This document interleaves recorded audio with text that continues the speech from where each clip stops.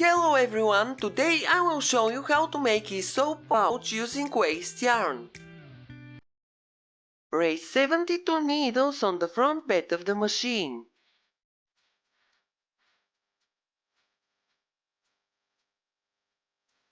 Make sure the racking handle is in its lowest position.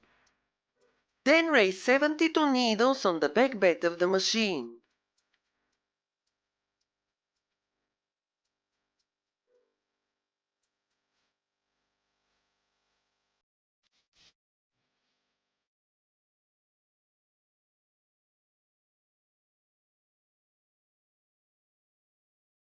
You have to observe the needle rule. The leftmost working needle must be on the front bed and the rightmost working needle must be on the back bed of the machine. Use the orange ruler to arrange the needles in 1-to-1 division. Make sure the edge springs are on the last needles and the latches are closed. Then arrange the needles in 1-to-1 division on the back bed of the machine.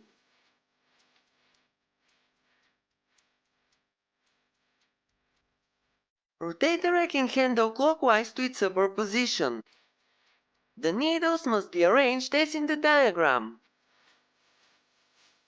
Insert the orange strippers and take the yarn. I'm using waste acrylic yarn. It will scrub the skin better and will dry out fast. Set the front lock to N and the stitch size to 2. Same on the back lock, the lever to N and the stitch size to 2.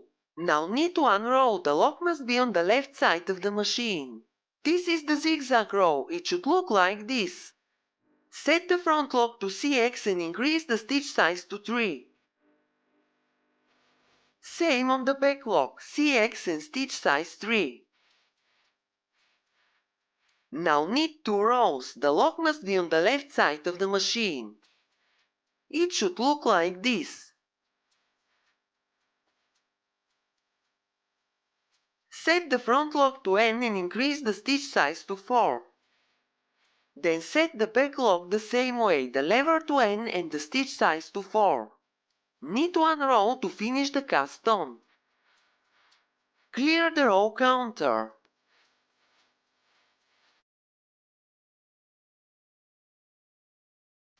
Take the double-eyed bodkin tool, remove the edge springs and start transferring the stitches. First, transfer the leftmost stitch on the back bed to the opposite needle on the front. You must have a group of 3 working needles. Take the stitch from the first working needle to the right of the group and transfer it to the opposite needle on the back bed. Now there must be a group of 3 working needles on the back bed too. Take the stitch from the first working needle to the right of the group and transfer it to the opposite needle. Repeat these steps until you transfer all the stitches.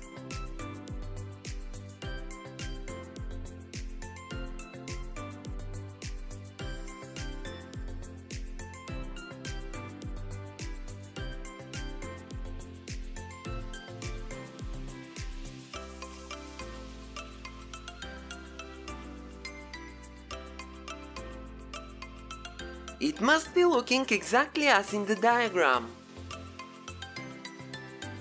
The first group of working needles must be on the left of the front bed and the last group must be on the right of the back bed. It is similar to the needle rule arrangement.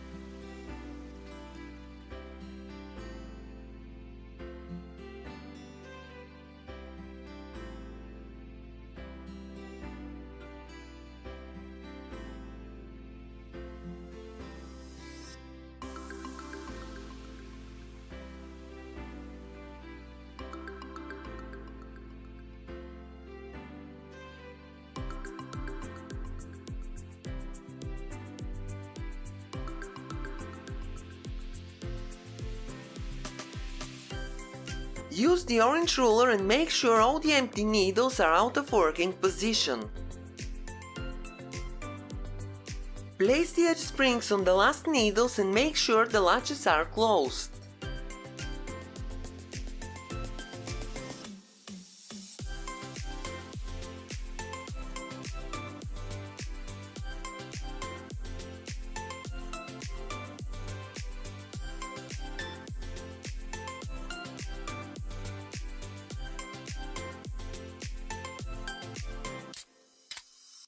Now you can see the needles up close.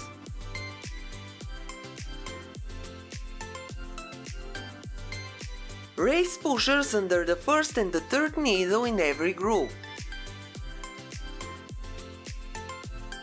It must look like in the diagram.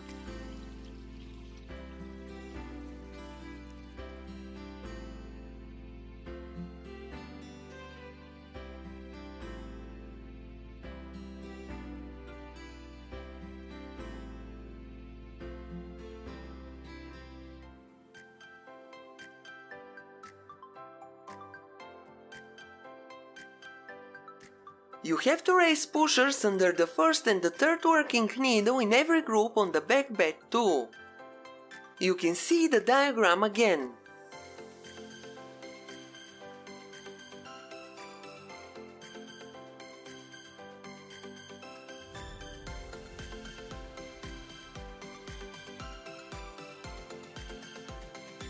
Now everything is prepared for the next step. Turn the racking handle clockwise to its lowest position. Remove the orange strippers and insert the black ones.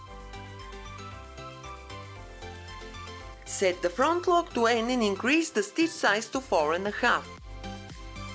Set the back lock to AX and the stitch size to 4.5. Knit 4 rows using these settings.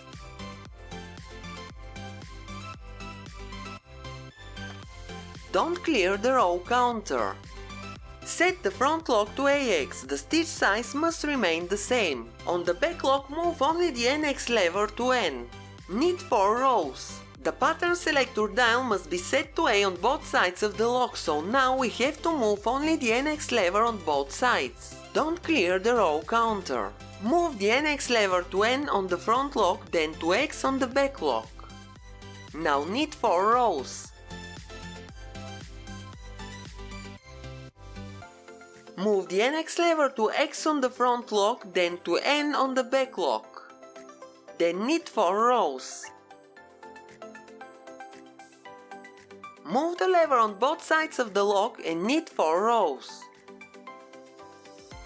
And repeat, move the levers again and knit 4 rows. This pattern is very easy to remember. Repeat these steps until the row counter is at 96 rows and the lock is on the right side of the machine.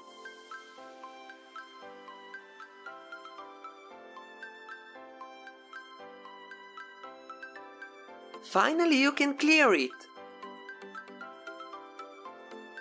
On the front lock, move only the lever to N. The settings on the back lock must remain the same. In other words, the lever must be set to N on both sides of the lock. Knit 30 rows to make the upper part of the pouch.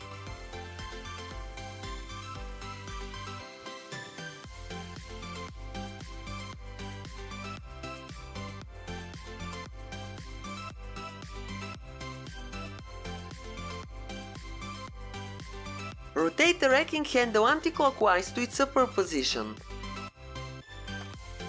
Take the double-eye bodkin tool and transfer the stitches. They must be in 1-to-1 division, as at the beginning of the video. Take the middle stitch from every group of 3 working needles and transfer it to the opposite needle.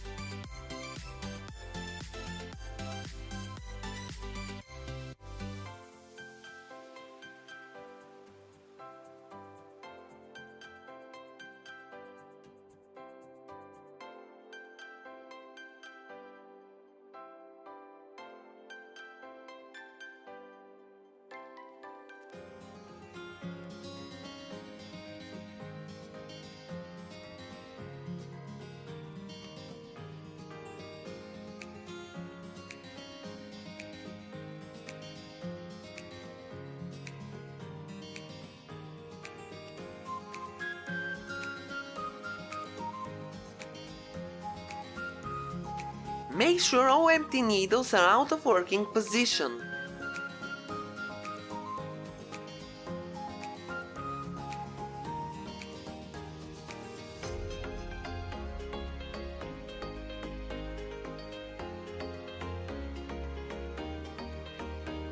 Remove the black strippers and insert the orange ones.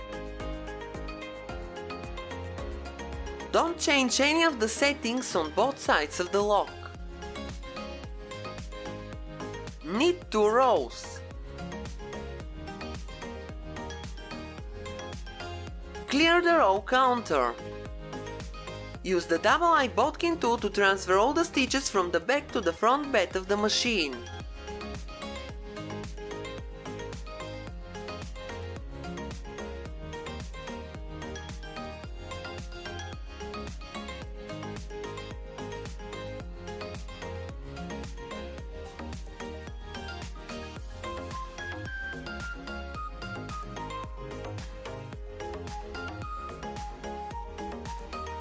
Place the edge spring on the last needle and make sure the latch is closed.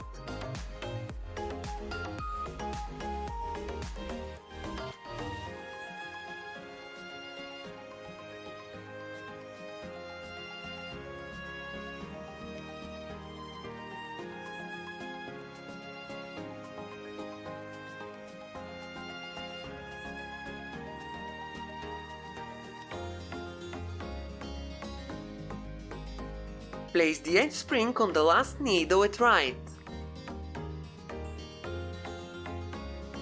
Rotate the racking handle clockwise to its lowest position. Now raise 72 needles on the back bed, just as in the very beginning of the video. You have to observe the needle rule. The leftmost working needle must be on the front bed and the rightmost working needle must be on the back bed of the machine. You can see the arrangement in the diagram.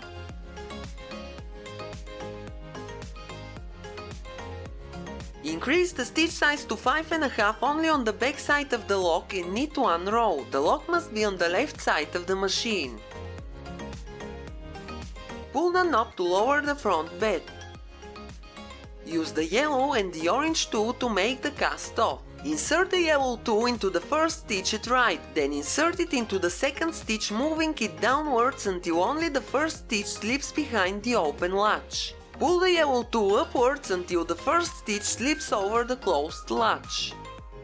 Continue as described until the last stitch is in the hook.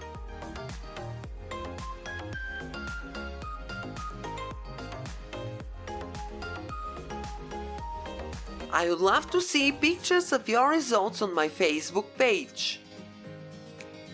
You can also share some of your patterns with me or give me ideas for further videos about the machine.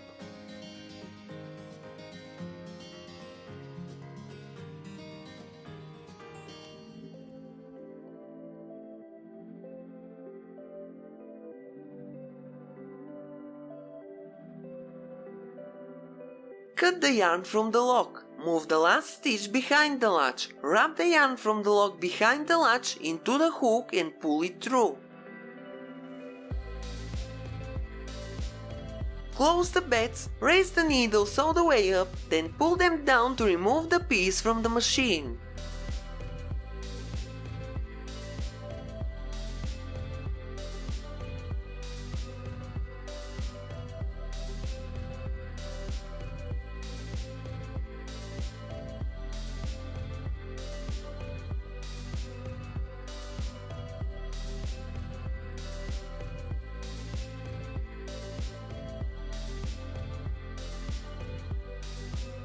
So this is the piece we've made.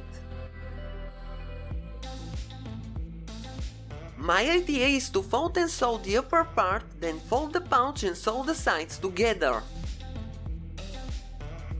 Finally, it will look like a small drawstring bag.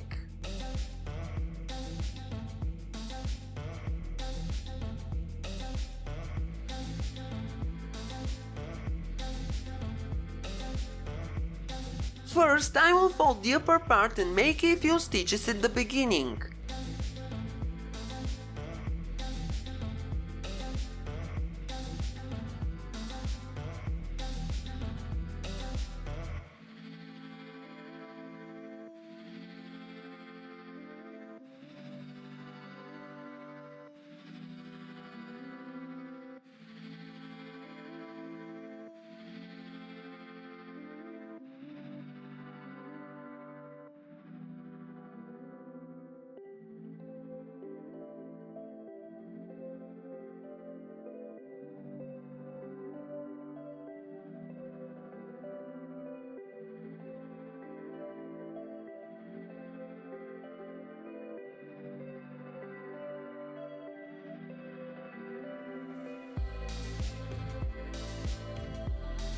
Stretch the piece and use pins or clips to fix it in place. This way you will be able to sew it straight.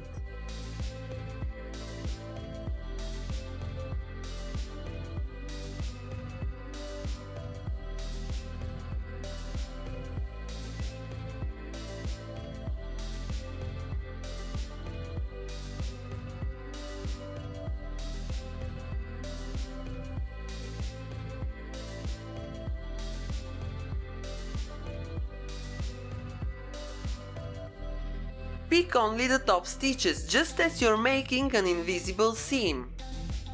This way the seam won't be visible on the right side of the pouch.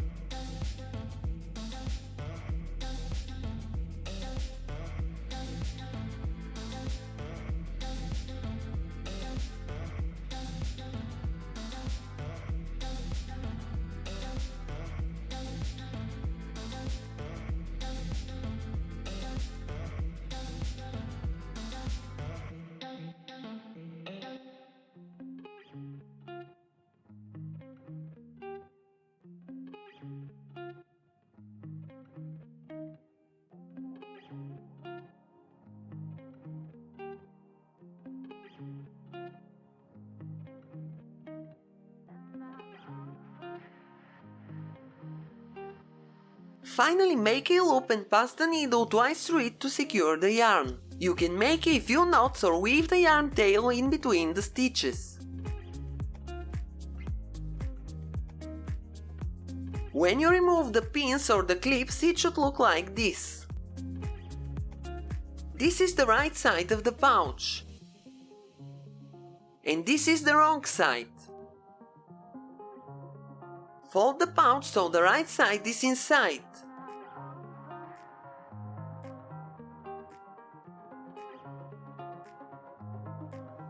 Don't sew over the holes, start sewing below them. You can use the tail from the cast on or thread a needle with the same color yarn and use it instead.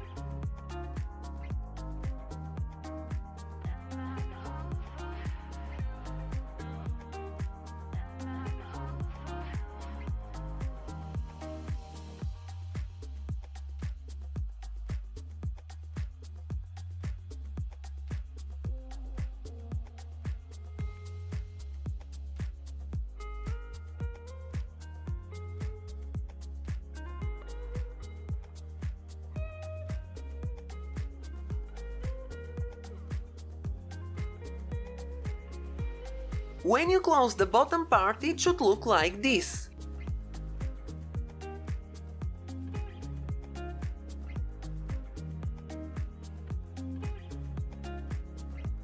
And now I'm sewing the side.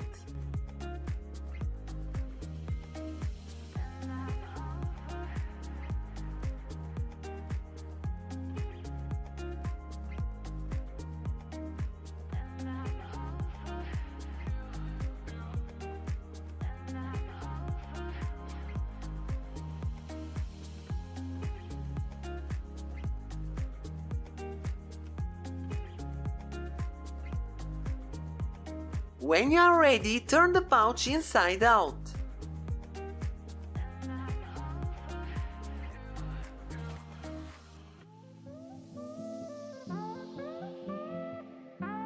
I found a similar color polyester rope in my drawer, so I will use it.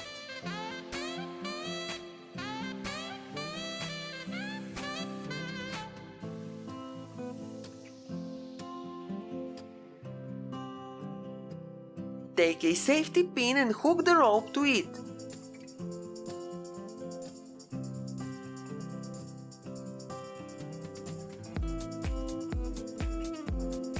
Insert it to the first hole and pull it out from the second one.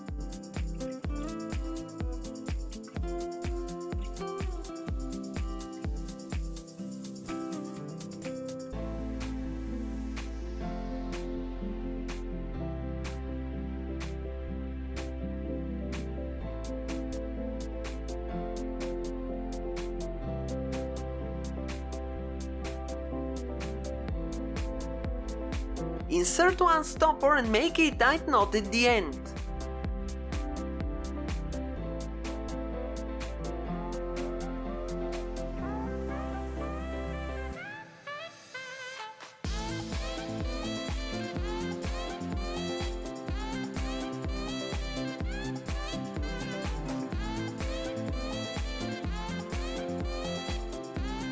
Cut the ends and melt them using a lighter.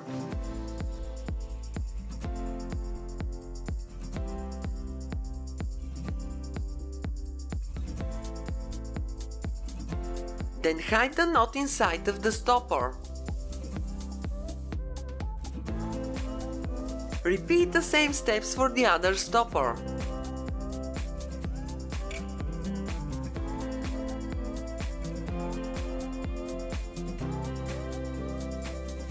Sometimes one knot is not enough to hold the stopper, so you may need to make 2-3 knots. If you don't have a polyester rope, you can make a braid using yarn.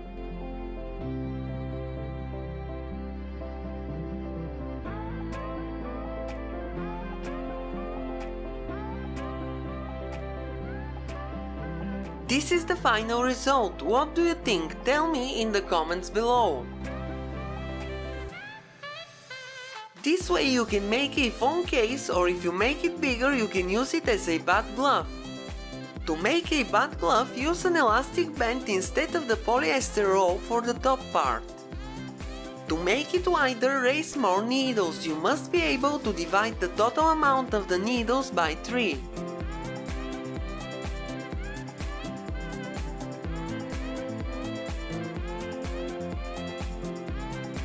Thank you very much for being with me. Have a nice day and see you in my next video.